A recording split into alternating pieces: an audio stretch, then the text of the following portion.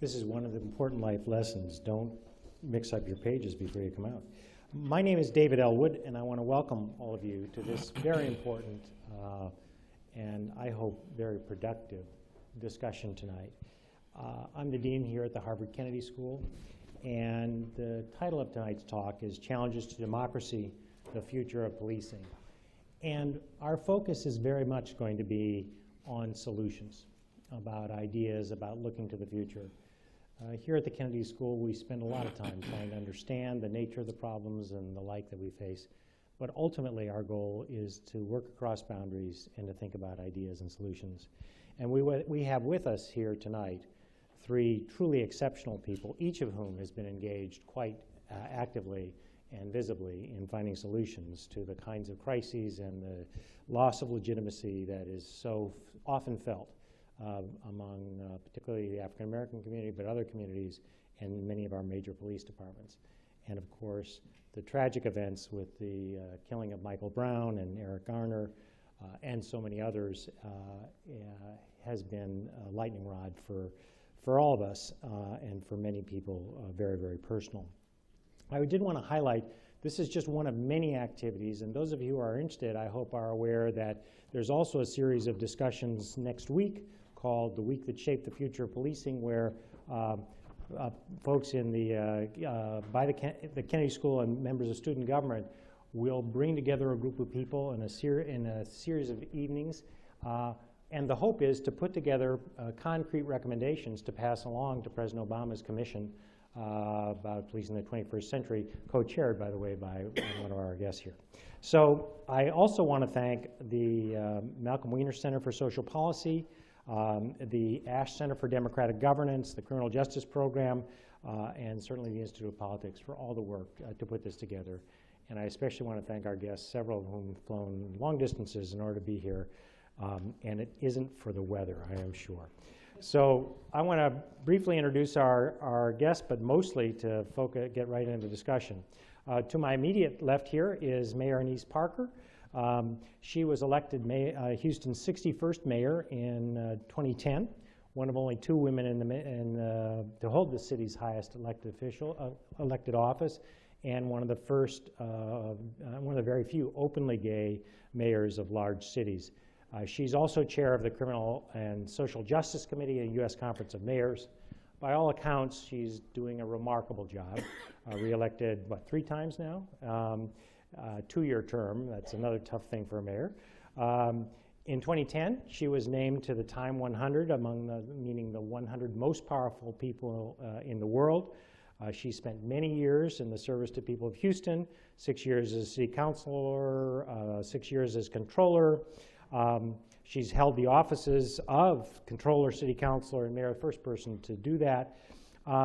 She's a member of President Obama's task force on climate preparedness, chairs the Conference of Mayors, Criminal Social Justice Committee, as I mentioned, and a variety of other things. She's also, one of the most interesting features is she taught in the police academy for 5 years prior to becoming mayor. So she's someone that really has crossed these boundaries over and over. And just last December, just a few months ago, she was ranked as the top U.S. mayor in a worldwide competition for the best mayors, and in the top 10, number 7, I believe, worldwide mayor for the World Mayor Prize. So congratulations on that. Next, we have Commissioner Charles Ramsey, who was appointed Philadelphia Police Commissioner in 2008. And he leads the 4th largest police department in the nation with 6,400 sworn and 800 civilian members. He co-chairs the President Obama's task force on 21st century policing, and he's really very much been in the forefront of innovative policing strategies, evidence-based initiatives, organizational accountability, an important word for tonight, and neighborhood-based programs while leading organizational change in the departments. He's previously served as DC Commissioner as well. He currently serves as president of both the Police Executive Research Forum and the Major Cities Police Chiefs Association. He is the only law enforcement professional to hold both these positions simultaneously. He, too, has received numerous awards, among them the John M. Penrith Leadership Award from the FBI, Major Cities Chief National Executive Institute, Leadership in Policing Award from the Police Executive Research Forum, and the Innovations in American Government Award from the Ash Center here at the Harvard Kennedy School. Please join me in welcoming Commissioner Ramsey.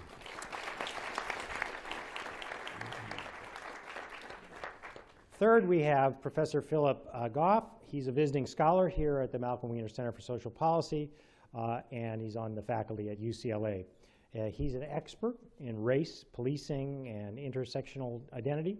In that capacity, he's been recruited as a researcher and a consultant to police departments around the country, a role he plays enthusiastically. Indeed, he's done work with Houston, and I think you grew up in Philadelphia, is that right? So lots of connections. His research investigates the possibility that both contextual explanations play an underexplored role in producing racial inequity, but rather than focusing on racial attitudes that are internally individual, he often examines ways in which environmental factors can produce racially disparate outcomes. Quite strikingly, he's the co-founder with Captain Tracy Cassie of the Center for Policing Equity, which is a research consortium that does promote transparency and accountability by facilitating innovative research collaborations between police departments and scholars. So again, it's hard to imagine a better group for us to think this through. So I guess I'd actually like to start in the middle here with Commissioner and ask you, Commissioner Ramsey, these horrible events that we've been seeing and the highly visible loss of credibility in some communities and police departments, maybe it's never been there, but how do you explain what we've been seeing? Even as you've been part of the commission and so forth, what have you seen around the country? Help us understand the basic problem here we're facing. Well, I think what you see is the result of something that's been simmering beneath the surface for quite some time.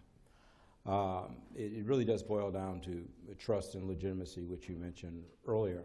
And certainly the Ferguson incident, the New York City, Cleveland, as well as others, really served as a spark to bring it to the surface. This is something I've been in policing for a long time. I'm in my 47th year in the business. So I've seen these kinds of things come and go, but this is a little different. I've not seen the kind of widespread protests that we've had recently. I've not really seen the level of concern and even anger on the part of people toward police directly, not toward some other event that may be going on, you know, like the Vietnam War, for an example, when I was a young rookie cop and we were kind of in the middle of it. But this is really directed at police. So I see this as a huge challenge, but also a tremendous opportunity for change in our profession.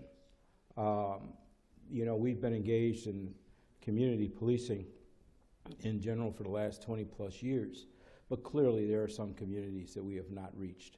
And, and we need to establish communication. We need to begin the process of building trust because it's just not there in many of our communities, unfortunately. It's not everyone, but it's a significant number. And we need to listen and hear what people are saying to us and make the changes necessary in order to gain the kind of respect, the kind of trust, the legitimacy that we need to have in order to be effective in building safe neighborhoods. And we've got a lot of work ahead of us, but I'm excited about what's going on now because I think this is a great opportunity to have the kind of change that's really needed. How do you do that? How do you build trust? I think it starts with communication. It starts with building relationships. People at some point in time have to listen to one another.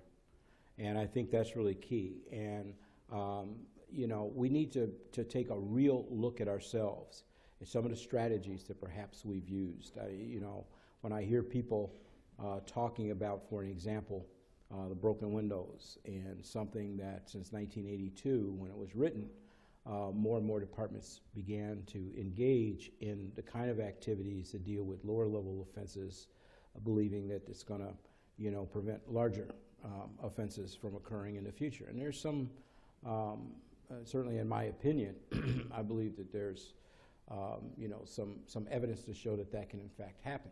But I think the problem for me is that whereas we had a strategy to go in and deal with these kinds of disorder-type crimes that really destroy quality of life in a neighborhood, but we didn't have an effective strategy to deal with once the window was fixed. Once that broken window began to get repaired, you can't keep doing the same thing. And so our inflexibility, if you will, to start making adjustments, to start building community, start community building, so that people, if you want that window to stay repaired, then the community has to take ownership, and they have to make the necessary adjustments in order to be able to maintain whatever gains were made. And we didn't do that across the board. Now, when I say that, I'm not talking about policing across the board. Maybe there are some agencies that did. We didn't. I mean, I didn't start thinking about it until after this began. And it started, what are we really doing? And do we still need to do the same kinds of things that we were doing before? How do we build that capacity within communities? How do we, during the course of CompStat, everybody wanted to be New York. Everybody wanted to have a 90% drop in homicides. And there was a lot of, police chiefs and political leaders and so forth that wanted the same thing. Fine. But we started concentrating more on the dots on the map and where it was occurring and what we needed to do than we did with the real human interaction and getting to know people. We kind of pulled away from some of the things that have been successful in community policing, building those relationships and working together to solve problems. We became very data-driven. But, behind every icon on a map is a human being whose life's been changed because of crime, and we can't lose sight of that. It's a neighborhood in peril. There's people who are out there suffering. We don't need to add to that. We need to have that human touch, and I think we've made some, we've stumbled along the way a bit, and I think that's kind of led to where we are today, but it's fixable stuff. Professor Goff, you've been working with police departments. You've been on this issue long before the events. Indeed, you came here to be on leave, and it's been instead a very, very potent and productive time, but I'm sure very demanding. How do you see these sorts of issues, and where do you look for solutions? Well, I think the commissioner's right that we're at a different space than we've ever been at when it comes to community policing, and particularly communities of color, non-white communities. But when I start thinking about how best to make sense of what it is that we've seen since August 9th of this summer, I see it as an organizational piece. There's a data piece. We've been doing evidence-based reduction in crime for a long time, but we haven't been doing evidence-based approaches to social justice. You've got the organizational piece is that it's very difficult for managers to hold individual officers accountable for their behavior if you don't have something you can measure. And so stops became something you could measure. The cops on dots became the thing that you could measure. But past that, how do you do something beyond arresting your way out of the problem? There have been a whole bunch of different things, and I can put a scatter plot together for it. But when I think about what's at the core of it, I kind of end up getting biblical. So you'll forgive me. But when I think about what the problem was with Michael Brown's shooting death and the aftermath, and I think about the problem in the Eric Garner death and the aftermath, I don't think about the bullet through a head, and I don't think about a chokehold. I think about vision and a crisis of vision. So forgive me, again, I'm a social scientist. I'll get into numbers later, but my thinking is Proverbs 29:18, where there is no vision, the people perish. And I'm not trying to get high and mighty, but I do want to explain. I love the passage not just because it's true, but because it ends up being a mistranslation of the Hebrew. It doesn't say perish. In the Hebrew, it says parah, which means to be shaken loose. Where there is no vision, the people are shaken loose. And how that relates back to what it is that I see when I go and talk to line officers and when I'm crunching data is that we don't, as a nation, beyond just a set of police departments, we don't, as a nation, have a way to see, to make visible the humanity of the people that are living in these neighborhoods. And as a result, we don't have public policy that is responsive to that. So we see these things that look like images of when our parents' generations, or when our generations, if it's our kids looking at it. But it's as if it's out of time, as if it's not a continuation. But if you walk in those neighborhoods and you talk to those folks, if you talk to the beat officers and the first line officers that have been there for quite some time, they'll say, we've seen this happening for a while. But nobody else has. So when we report back up, when we give you the numbers that become dots on a map, the full story of the humanity of the people that live in these neighborhoods hasn't been available to the police department or to the schools or to the employers, or to the housing authorities, the Better Business Bureau. And as a result, these things come as a shock to the system as if they're outside of our values. And so there's many things that we can do. We have an amazing opportunity because there's so much momentum behind this, and we do see this as counter to our values. But I think we would be doing ourselves a disservice if we don't go back and fix the kind of original sin of this, which is, to me, we have not been positioned to see the humanity of the people that live in these neighborhoods for some time. And when I say we, I don't mean researchers, I don't mean law enforcement, I mean we as a nation. The best thing we can do to move forward is to stop being surprised when we see it. Because no one in Ferguson was surprised. That, I think, is part of the point in sort of both the historical stuff that I'm doing and the statistical stuff that I'm doing. The stories of these neighborhoods is that they were not surprised. They were just surprised that everybody else was. Mayor, you, as you mentioned, as I mentioned, you taught in the police academy. You've been a mayor for a long time. You're an award-winning mayor. How do you think about this, and how do you think about it in the context where obviously there's a whole lot of things that go on in poor neighborhoods and other neighborhoods? How do you think about what's the problem, and you've been pretty aggressive and thoughtful in your solutions? Well, obviously the solution starts before there's a crisis.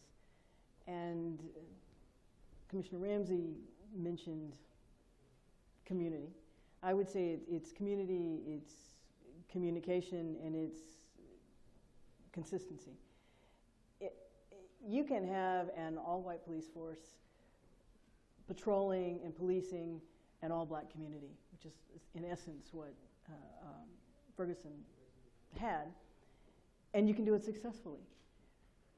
But you can only do it successfully if those officers understand what's going on in the neighborhood, if they know who the influencers are, if they have relationships, if they've built their own networks. And now I think it's important to have a police force that looks like the community, and the city of Houston's been going in that way for a long time. But just looking like the community isn't where you need to be. You have to have that communication. And then there's another piece that's lacking, and that is that for most communities, they really don't have an understanding of what real policing's like.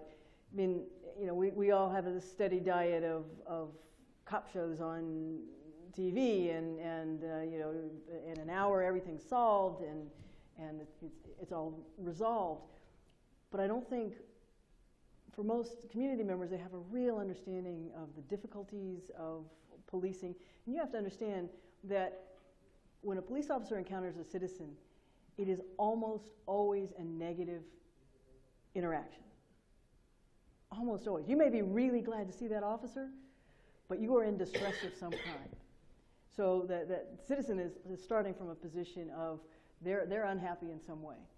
And you take an inevitably negative interaction, and then you layer cultural misunderstandings, you layer on, you know, history of problems on top of that, and you have a situation that's difficult to navigate through. So then it takes you to go from community to communication.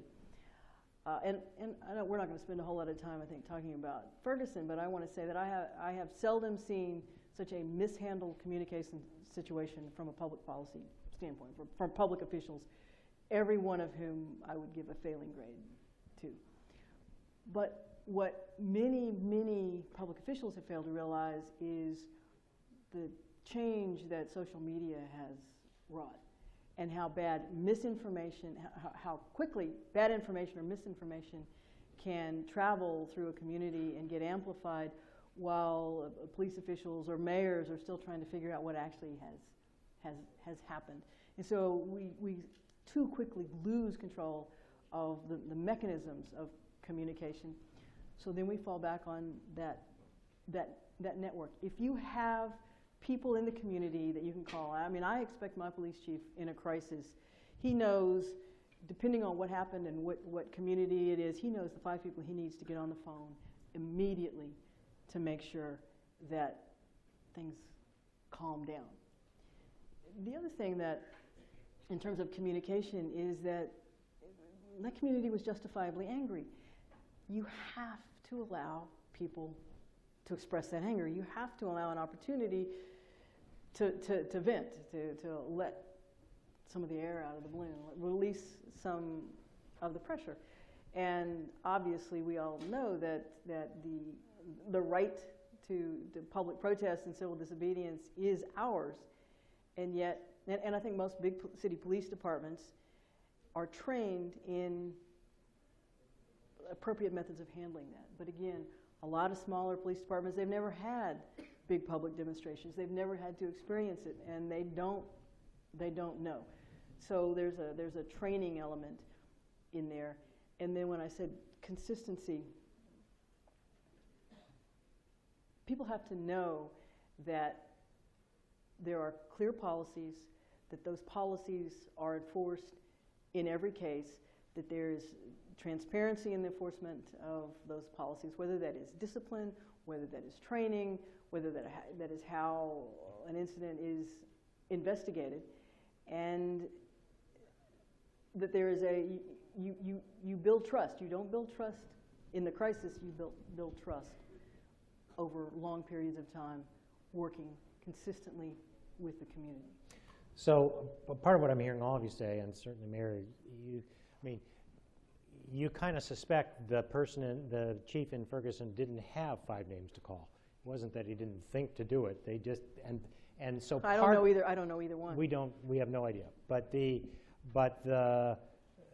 part of what I'm hearing you all say is, in some ways, we've either mischaracterized or lost our way sometimes on how to think about community policing. We've kind of forgot the community part. And that, so some of it is, there are things that clearly are failures that most big city police departments don't. But we did have we had Staten Island. We have, the police turning their back on the mayor in New York City. I mean, we have remarkable incidents here. And of course, we also, here in Boston, just a couple of years ago, in this very place, we were sitting up and applauding for the extraordinary work that our police departments had done after the Boston bombing. And that combination has got to be a huge challenge. And so I'm hearing the beginnings of almost a return to the idea that it's more than policing. It's as you said, community building. Is that, I don't mean to put words in people's mouths, but can you give us a concrete example of what we might be different as you think about your strategies, each of you? Well, the problem I have with this, not just this conversation, but what's been going on, is that it tends to, for lack of a better word, indict the entire profession and every city, and there's been no progress, and everyone lost sight of what's going on, and it's not true. But again, when you get these images over and over again, you got 24-hour news cycles, all you see are just repeats of the same thing over and over again. It certainly does give that impression. Now, that's not to say that there aren't issues, and there aren't some concerns, because there are very, very serious concerns. But policing may not be in as bad a shape as people think, but I think the larger society needs to be paying attention to what's going on, because it's more than just police. When you have some of the dissatisfaction, it's not just with police, it's with the system itself. It's frustration with an educational system that in many communities is just dysfunctional and not preparing people so that they can get jobs. It's frustration with people who have committed crime, gone to jail, come back out and would like to lead a different kind of life, can't find a job, can't vote, can't do any of the things that would help them regain full citizenship. And they get frustrated. And you have to eat every day, not wait 6 months to eat for somebody to decide to give you a job at McDonald's. So what are you going to do? You're going to go back to what you can do in order to support yourself and your family. So it's a vicious cycle that at some point has to be broken. Dysfunctional families, substance abuse, cops that have not been, we don't take into account the post-traumatic stress, not just with military, but with police officers who were exposed for years at a time with some of the dysfunction that goes on in many communities. And we catch people at their worst more often than not. and how do we take care of the police officers so they maintain balance. It's a complicated issue that in some regards is, you know, obviously it's at the forefront now and it's pretty bad. But in my opinion, this is an opportunity for us to do something to correct it, but just correcting what's wrong in police is not going to lead to any real long-term difference. It's not. And so until all of us want to face some hard truths and make real change in our communities, in a way in which government operates, in a way in which police operate, everybody taking a look to see what can I do better than what I'm doing right now, then we're going to be back here again in I don't know how long, but all we can do is take this thing from a boil back down to a simmer. And what we got to do is cool it off totally. And so this is an opportunity to do that. We'll see whether or not that happens. And there's not a quick fix, because I Right. think a lot of folks say, oh, all we need is, if you put a body cam on every police officer out there and we will have hard video evidence. No. I mean, there's a whole range of legal issues around that evidence as well, but that's not a solution. It's a tool. And we all want quick fixes for this. And you know, we all had 2 police officers dead in New York. You know, you were telling me a story about our cops hesitating too. Well, listen, it can happen, and this has affected everyone. The story that he's referring to just before Thanksgiving, I had a couple of my officers working a wagon, and they pulled up on a robbery in progress, and as they were pulling up, the bad guy's coming out and he's armed. He fires at the car, hits the car a couple times. The officer gets out and he actually has a graze wound. It goes, I mean, he was just a fraction of an inch from it going right in his eye. And I saw him in the hospital, and they were able to return fire and neutralize the threat. But when he's in the hospital, he's saying the first thing he thought was about the Ferguson situation. Now, I mean, he's just very, very lucky. So it affects everybody in a different way. And I think it's time to just take a deep breath and start working toward fixing the problem, because there is a problem. I'm not saying it's not. Believe me. You know, I look around this audience, and with 1 or 2 exceptions, you know, I'm one of the older folks in the room here. If you haven't noticed, I am African American, and so it means I've been black longer than a lot of people in this room. So I have experienced a lot of this same stuff myself as a kid growing up, okay? And everybody's got their own story, and everybody's got their own thing and so forth. So it's not that I'm insensitive, but at the same time, it's the community that's got to rescue the community, not the police. And we got to look at some hard facts. If African Americans are 13% of the population, why are we 50% of the homicide victims in the United States? Why is that? Why is it that we have this concentration of poverty that tends to always be right in communities of color? How come we can't get that every generation of immigrants that's come to this country has been able to kind of lift themselves out of poverty, yet we seem to be stuck in neutral here and can't seem to, as a group, get out. So these are real social problems that have to be fixed. We're a part of the solution, but we're not the only part of it. And until we really look at everything, then again, it's going to be like Groundhog's Day. We're going to be doing this over and over and over again, and it's not really going to improve. Yeah, when you talk about community policing or return to community policing, I would absolutely say no. That's not what we're looking for. I don't think that would be I don't really think that would be a step forward. In part because community policing used to be a return to Robert Peel's "the police are the public and the public are the police." But now it's not a noun; it's a verb. It's we community police, which is a thing. You've got a unit, you've got a box you can check, you got a CYA. Okay? And so I don't think that a return through that is the way to go, but I do think community accountability is the thing that we can get to. Right? And so let me give you sort of an example of the way that might work. If you're getting federally subsidized grants, as a police department, many police departments do, through JAG, burn type grants, you got to be accountable for that. So you have to report back to the federal government what it is you're doing with the federal government's money. And there are guidelines for what's appropriate to be doing with the money. And one of the first lines on the guidelines is, by the way, if you have an increase in drug-related arrests, please let us know that. That doesn't mean, right, that absolutely the federal government is encouraging that. It's just one of the lists of things you might be able to do. But if you're under time pressure and you're understaffed, not like any police department in the country, then you might end up listing that as one of the things that you've got. And that might trickle down to your first line supervisors and your line officers.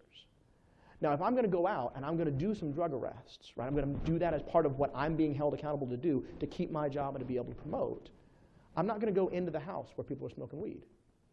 I'm not going to go into the dorm room where folks are doing a line. I'm going to do it where there are people doing it in an open air market. Police didn't set up the communities such that open air markets happen in white neighborhoods. Police did not set up government redlining. Police did not set up the way in which tax dollars go to schools. Police are tasked with doing a set of things that the community has decided and their representatives have decided is a good idea to do. So when we talk about the ways in which the drug trade and the war on drugs connects to disparities, we're not talking about a policing problem. We're talking about policing statistics. That's not the same thing. So if we want to hold law enforcement accountable for the disparities that we see through that, please, let's talk about the housing components to it. Let's talk about the historical accuracies of it. Let's make sure that the people who are voting understand what they're voting for and the consequences of it. Let's improve our literacy on these issues. So when we're talking about a return to community policing, only if the community knows what the police do. Only if the community is racially literate and policing literate enough that they understand the consequences of their voting and policy actions. Because I think one of the most profound things in my experience as a researcher and sort of policy interventionist is when I heard for the first time a black police chief say, when the laws of this land were racist, whose job was it to enforce the law? That's not the police's fault that it was their job. That's the police's job that it was their job. So I want us to be more accountable for that as a group of communities, as opposed to just putting it all on law enforcement. Mayor? And yet the police still have to go out every day and do their job while all these problems continue to fester. And so you have to have, it has to be on two tracks. You have to have better tools and resources for police officers. You have to have better training for police officers in how to interact. When I was city controller, I did a performance review of our use of tasers. Every police officer in the city of Houston has a conductive electricity device, I think is what they're technically called, but brand name people are familiar with taser. And I looked at who across the department used them, how often they used them, and there was, of course, an interesting bell curve as to officers when they use their tasers. But then when you started drilling down, it was the younger officers much more prone to using tasers. Why is that? Well, one, it's an electronic device. Younger officers are more familiar with it. But older officers, you know, they had already established themselves in their careers before they got that piece of equipment. They had other tools and techniques for dealing with situations. Who used the tasers least? Female officers. And my opinion, and I didn't do the kind of research that Dr. Goff does, but is that a woman has already figured out that she's not going to muscle somebody to the ground. And she has figured out other strategies to de-escalate. And so giving officers not just another tool on their literal tool belt, but more tools for how to deal with the range of mental health issues that we have across communities. It's not just the issues of poverty and race. More and more, our officers are encountering people who are out of control on controlled substances. They have huge mental health issues, and if their first reaction is fear, it's going to be a bad encounter. I really agree with what the mayor is saying. Training, education of officers is critically important. We do a good job in a police academy of teaching the technical aspects of policing. This kind of arrest requires this kind of report, and this is the statute that you cite, and blah, blah, blah. But very little, if any, in understanding your role in a democratic society, understanding, concepts like procedural justice, legitimacy, why that matters, the history that we have in policing in the United States, so you can put it in some kind of context as to why some people don't trust and for generations have not trusted police. I mean, you need to understand these things. We need to change also our performance measures in policing. We want cops to go out and do all this stuff, but what do? At the end of the day, it's did crime go up, did crime go down? And the only category that counts is homicide. I can have the best year in the world in Philadelphia. If my homicide's up, believe me. The Daily News and the Inquirer, that's going to be the story. It's not about how many relationships we developed with community, how many community meetings we've had, how many problems we've resolved. Our performance measures need to change. A friend of mine said something, and it was in the context of a lesson learned from all that's going on. And it made perfect sense, because we look at success in policing in terms of crime reduction or the absence of crime. And he said success isn't the absence of crime, it's in the presence of justice in a community. Think about that. That's what's going on. Crime rates are at the lowest level in decades, and people are upset. Why? Because they don't feel a presence of justice in these communities. We got to fix that. We've got to fix it. And we don't fix it through traditional policing methods. That's the problem, and that's the challenge. Terrific.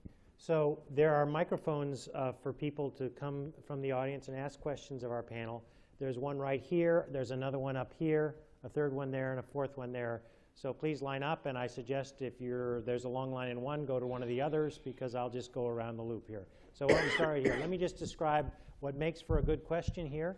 The first thing is you identify yourself. The second is you keep it short. And the third is you end it with a question mark. So please go forward. Thank you so much. My name is Dwayne Pender. I'm a joint degree candidate at the Kennedy School and the Business School. I really appreciate all of you coming here and making time. I think the question I have is, talked a lot about different strategies and tactics given what's happened.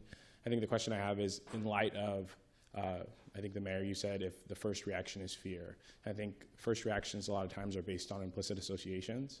And if someone looks at me, the first reaction could be fear, even though I'm wearing a Harvard joint tee, Patagonia, and I have a Harvard hat on, versus someone else who doesn't look like me. And so I'm interested in everybody's perspectives on what is going to be done if you have an all-white police force, if they look at a young African-American male or anybody else, if they're based on those implicit associations. Phillip, you studied this explicitly. Yeah, so about implicit associations, they're really hard to change. They come about not because people are bad, but because people are paying attention to the culture. For those who are not familiar with the phrase implicit association, is the automatic associations that you've got in your head. And if you believe that you don't have associations between groups and stereotypes, I've got a test that you can take. Everybody's got them. They're a part of a normal and universal human psychology.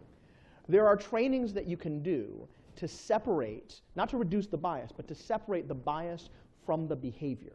Right? And I like to quote Jay Smooth. I call him a prophet, but he hosts a radio show in New York, who says that if somebody steals my wallet, I don't chase them down to find out whether or not they feel like a thief in their heart.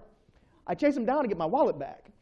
And that's what we have to do with the consequences of implicit bias, is hold people accountable for their behavior. One caveat on that. Any kind of attitude, and implicit bias is a kind of attitude, any kind of attitude is 10% of behavior at best. Your prejudices, if you say, I don't like that group of people, I don't like Catholics, I don't like black people, I don't like Latinos, I don't like police officers, that's 10% of behavior at best. What do I mean? I see a lot of furrowed brows. What do I mean by that? Anybody in here know anybody who they think of as a liar? Anybody? A couple folks? Yeah? Do they lie all the time? Now, a couple people saying yes, but you're married to them, so that doesn't count. They don't lie all the time, because if they did, we would call them opposite truth tellers, and they'd be the most reliable people we'd ever met. Okay? They lie when they're motivated to. They think they can get away with it, or when the consequences are small. You know who else lies when they're motivated to? They think they can get away with it, and the consequences are small? Everybody. Situations produce behavior, not character. So I appreciate the question. It's really important. We got to get trainings in that. But more than the trainings, we have to create policies that insulate people from the situations where their biases are in control, as opposed to the Constitution and the law. And the other part of that, I think, when the doctor talks about training, self-awareness has got to become now part of regular police training, because you may not even be aware of some of the biases that you have. Now, how do you manage that? How do you not let that trickle over into what you do on a regular basis, so you can take steps to guard against it and make sure that what you're doing is engaging in real fair and impartial policing as opposed to being driven by other things. And I think that's important. We don't, when I say we, some departments no doubt probably do.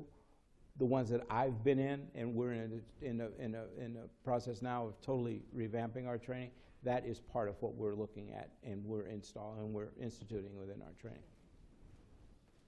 Right over here. Thank you, Dean Ellwood. My name is Michael McNally. I'm a second-year grad school at the Kennedy School. Grad student. I'm also from Houston, Texas. Mayor Parker, it's good to see you. I appreciate the comments about community development and relationship building. I'm wondering for a law enforcement agency where those resources are going to come from if community development is not related to enforcing the law. Well, let me take a stab at that. We can't. We don't have anything in our budget to do it. That's why it's got to be much broader than just police. It's got to be buy-in at a lot of different levels to fix the problem. Can we be a big part of it in terms of getting it off the ground? Absolutely. We have a role to play. Can we totally support and sustain it? No, we can't. So it does take a lot of people sitting down and coming up with a real vision, a real strategy with the dollars behind it to invest where it needs to be invested if we want to have some kind of long-term or even short-term impact for that matter. It goes back to a point I made earlier. This isn't just about policing and just about police, because if we look at it that way, whatever recommendations our task force comes up with, okay, fine, these are things that we believe will be necessary in policing. Will it fix really fix what's wrong? No, it won't. It'll be a move in that direction, but it won't totally take care of many of the issues that we're confronted with. Thank you. I don't have anything to add to that. Okay. Hi, my name is George Karandinos. I'm a medical student here at Harvard and also an anthropology grad student. I grew up in Houston and I lived in Philadelphia and worked as an anthropologist there for 6 years. And my question is for Commissioner Ramsey. And I wanted to ask, over the years as a reform-minded commissioner, you've publicly expressed your frustration with the disciplinary processes in Philadelphia. Yes. And specifically with the pushback from the local police union. For example, in 2008, within 4 months of taking office, you had to deal with a national incident of police beating that was caught on camera. You fired several officers. They were reinstated subsequently. Also, more recently, in 2012, your decision to fire an officer who was caught on camera clearly assaulting an innocent woman during the Puerto Rican Day Parade was also overturned. Following that more recent decision, Mayor Nutter, District Attorney Williams joined you in expressing deep frustration with this outcome. And so as somebody who's worked in, was that? Question we'd Yeah, love. so That'd as be somebody great. who's worked in multiple cities at the highest level of the police department, I was wondering if you could address two questions, specifically from your experience in Philadelphia. One being, what are the institutional and local cultural challenges to reform that you've faced personally and that have been unique to Philadelphia? And how can we externally promote discipline in a police force like Philadelphia's when the police union is so effective in defeating disciplinary measures and protecting malfeasant police officers? Nice, easy questions. Well, let me talk about discipline in a broader context, okay? Part of the mixed messages that we send our officers, we want them to go out and we want them to engage in, procedural justice. We want them to do X, Y, Z with the community. And yet, internally, there is none. We are so punitive, the only thing we can think to do with somebody who does something wrong is suspend them or fire them. That's it. So if the goal is to really change behavior, what are options beyond that? And have internal procedural justice so that officers feel like they're getting a fair shake, which is going to change their attitude and their behavior and make them more inclined to do the same out there on the street. So is the arbitration system an issue? Yeah, I mean, there's no question about that, okay? But I'm not going to pretend as if I'm going to fix that, all right? The bottom line is we've got to think of a different way of approaching discipline and behavioral issues within our department. You know who really fixes problems within the police department ultimately in terms of discipline? It's not policy and procedure and all the punishment I can come up with. It's when we have a culture in policing where other cops stand up and say, we don't do that here. If we want community members to stand up and say, we don't tolerate this kind of stuff in our neighborhood, then we have to have the same attitude inside of police departments if we really want to stop misconduct. That's the only way you're going to make real progress in terms of changing the dynamic of things as it relates to how officers behave. My police chief would say exactly the same thing about the arbitration process. But do you know who brings most complaints against police officers in the Houston Police Department? Other police officers. And that's what you want. Right over here. Thank you. My name is Ken Williams. I'm a retired homicide detective. One of the things that I did for a PD that I worked with here in Massachusetts, I ended up having to file what's called a False Claim Act lawsuit against them, a civil litigation regarding the grants that they received over the past 10 years under the False Claim Act. The doctor raised an interesting point, which is that when police agencies take federal money, they have to comport with anti-discrimination law. And once they have to comport with federal anti-discrimination law, the things that the people in the streets are complaining about is how do they hold the people that are they're paid for by taxpayer money, how do they hold them accountable? And for reform and justice and for accountability under the False Claim Act, when we're talking about in the past, since 1995, $15 billion being expended in the COPS grant program for hiring, for the militarization of police officers, the training mechanism has always been there. The problem is the accountability mechanism. It's been lacking. So under the False Claim Act case, and I suggest everyone look it up, it's United States, Ken Williams versus the city of Brockton, if you have a chance. We're now proceeding in federal court, and under this mechanism, it could become a class action lawsuit for all those police officers that are within the agencies that want to become whistleblowers, that have information that can resolve some of these long-standing disputes and conflicts between citizens and police, because we have some people, unfortunately, that are abusing their authority. Ultimately, that's what it comes down to. Every agency, every business in the face of this earth has a certain percentage of people that will abuse their authority. So my question is this. Good. Yes. My question is this. Going over the CBAs, the MOAs, and the contracts, and the policies, and the practices, what would you say is, in terms of the internal mechanism for police officers to come forward, they often become retaliated against for their actions, for coming forward. What are you doing to provide safety to those officers that do come forward? Is that for take it that's for the panel? Anybody? Every department has to have internal processes to prevent that. It starts at the highest levels of the department. It starts with the training and oversight of your internal affairs division. You have to have the political leadership that supports that kind of a culture. I mean, I don't know how any of us could answer any other way. Yeah, and until you get a critical mass of officers that really engage in that kind of behavior where they're not afraid to turn someone in. Houston's a good example.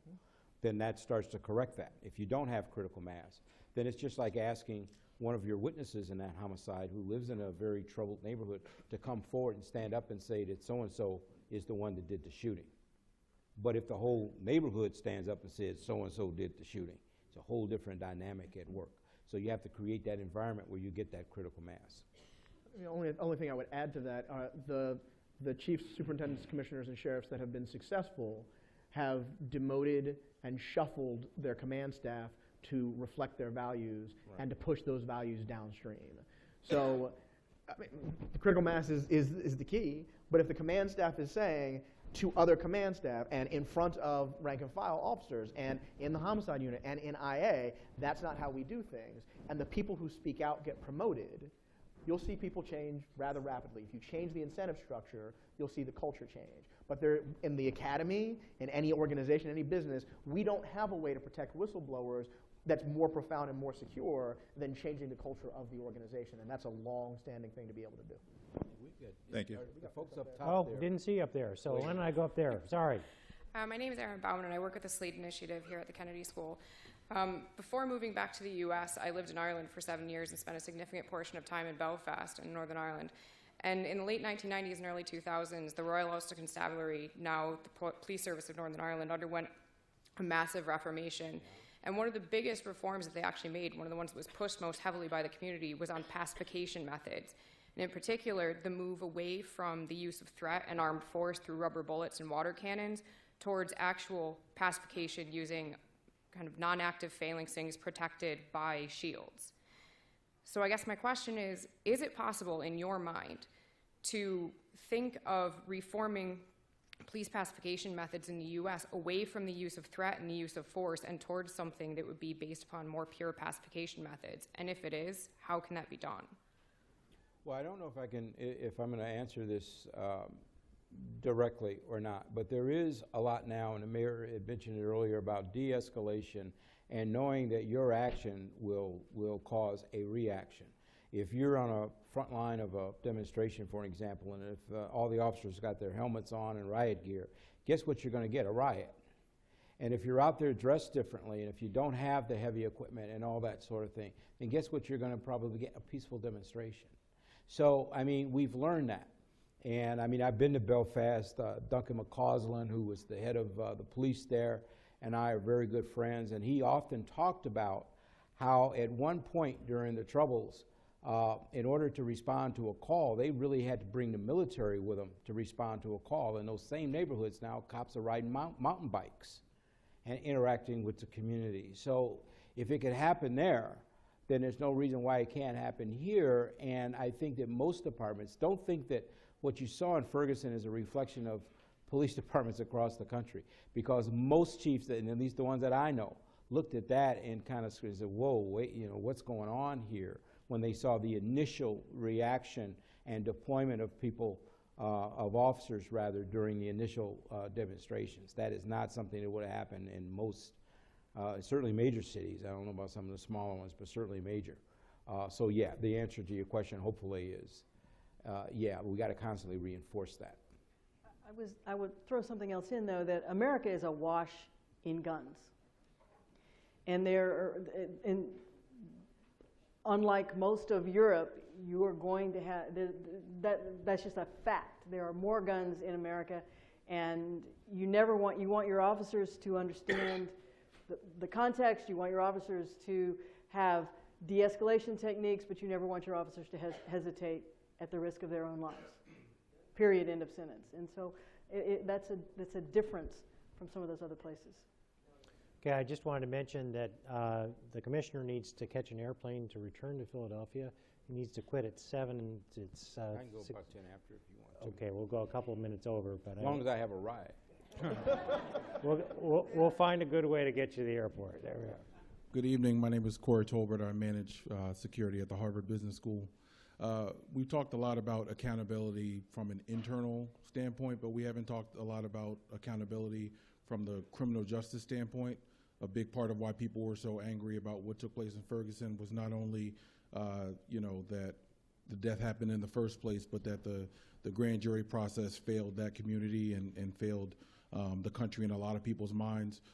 So my question is, do we feel like the burden for police officer misconduct as it sort of morphs into potentially criminal action is too high, or so high that we're leading to police officers who are, outside of their training, killing people, and there's no recourse within the criminal justice system? Is that burden too high? I don't believe that's true. I don't believe that's the case. I mean, certainly these cases get highlighted, but when you look at the tens of thousands, hundreds of thousands of contacts and arrests that are made across this country by police that don't result in any kind of significant use of force, or certainly use of deadly force, then you have to rethink that, because it's just not, it's not accurate. Now, having said that, all it takes is one to really cause a problem.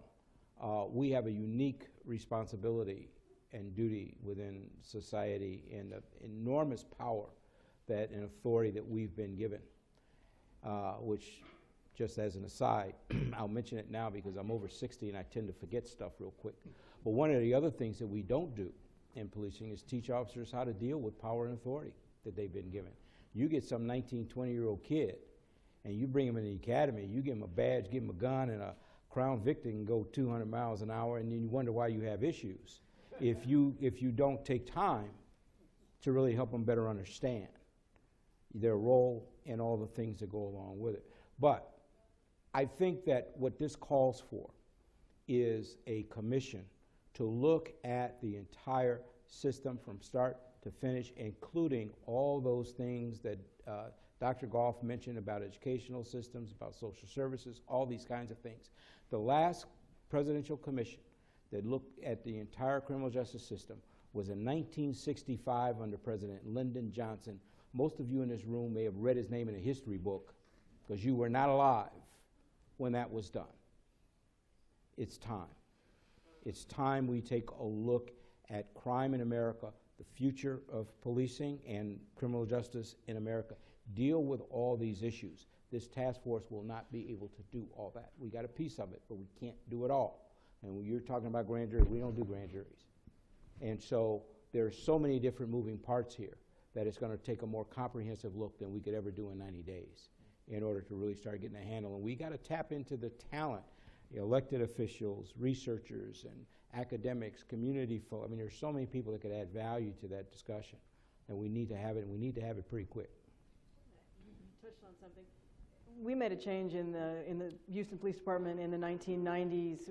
We raised the recruitment age to 21, and they required 60 hours of college. Complaints went way down. Just that extra maturity and that extra exposure and a little bit of education. Yeah, we've got to 60 hours in 20 years of age. So a lot of departments have done that. But, you know, again, is that enough by itself? I think we need to really... I don't want to lose the comment, though, because, you know, much of what energized this was actually after the criminal justice system did not perform what people thought was accountability. Now, I don't have enough knowledge or perspective to make specific judgments each time, but if you're talking about justice, and you use those words, and contrasted that with policing alone, doesn't the criminal justice system have to be just as much a part of how we think about this and reflect? It does, and I think that's what Commissioner Ramsey was talking about. You need to look at this comprehensively, holistically, but do we want a system that we put our police officers in harm's way? We put our police officers in harm's way. We give them literally life and death authority over us. And we trust them to use it well. It's stacked in favor of the officer when they go in front of a grand jury because we have granted them that authority. And I wanted to ask you why you thought it failed. Because they didn't indict? No, so I thought it failed for a number of reasons. The first is the system in and of itself. You have a prosecutor who can elect to use an entirely different process for that particular grand jury than he did with all the other cases that particular grand jury heard. That prosecutor is someone who works in that community, who relies on the testimony of police officers to be able to affect convictions in that particular community. So there's already an inherent bias in that relationship. And then when you look at the way that the evidence was presented to the grand jury, allowing people that you know to not have been a witness to that crime, to present false evidence, which is against the law, in fact, in Missouri. You've articulated really well why it's not just about the result, but the process, and that goes to that consistency, a system where, in a case such as this, you use an independent prosecutor. A lot of cities are having that conversation about whether that's the appropriate method. You have to use the same process every time. That's part of the accountability and transparency. Let me get in here because I feel the essence of the question, and I want to add a component to it. One of the ways that we have a difficulty dealing with racism and injustice today is that they took the darn signs off the water fountains. So now when it's going on, you don't have the immediate comparison. You don't say, you're getting treated this way because you are black. I rarely hear that from people, occasionally, but that's mostly from my mom. Okay? So because you only have the example that's in front of you, you don't have an audit of what the alternate is. Yeah. When I go into some police departments and we look at the disciplinary records, right, they have 5 years of complaints of racial profiling or racial discrimination and not one sustained case.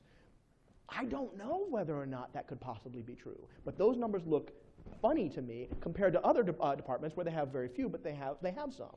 And none of those records are available for public research. So I hear that. When I go into communities, what they say is that the system failed us because there was a sense of injustice, regardless of what happened in that particular case, that resonated with their lived experience, not their perception, their experience of it. But I think the pushback should not be so much on the particular grand jury, the particular police department, or the particular shooting. It should be on the evidence that allows us to be informed consumers on what makes a suspicious amount of exonerations versus the appropriate amount. We don't have information.